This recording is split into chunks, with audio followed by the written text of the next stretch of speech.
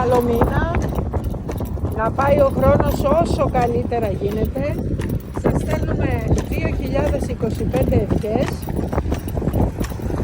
από το νησί της Ζακίνθου, εγώ η πρόεδρος της καρδιάς σας, η Αλεξάνδρα Ιαλτούνη, ο Πάπης το Άλογο, η Αθηνά Λιδία Μουζάκη. Κατευθυνόμαστε προς την πλατεία Σολομού με ένα υπέροχο άλογο όπως βλέπετε και μια όμορφη άμαξα. Σήμερα οι βόλτες είναι δωρεάν για όλο τον κόσμο. Χρόνια πολλά, καλό μήνα! Τα φιλιά μας και την αγάπη μας. Σε λίγο Αθηνά να δείξεις λίγο πλατεία Σολομού, να βλέπει ο κόσμος που δεν είναι από εδώ, σε όλοι οι φίλοι μας από μακριά.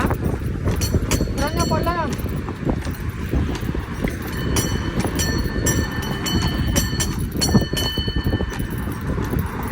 Αφιερωμένο στους Βασίλειδες σήμερα, τον Ανδρέα τον Καϊόπουλο, στον φίλο μου τον Τζαλαβρέτα, στον Τσιαλόπουλο τον Βασίλη και όλους εσάς που επικοινωνήσατε μαζί μου, που με πήρατε τηλέφωνο από την Ελλάδα, από το εξωτερικό.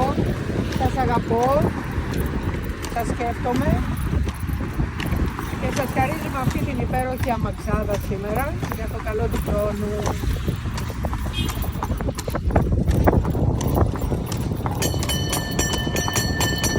Χρόνια πολλά!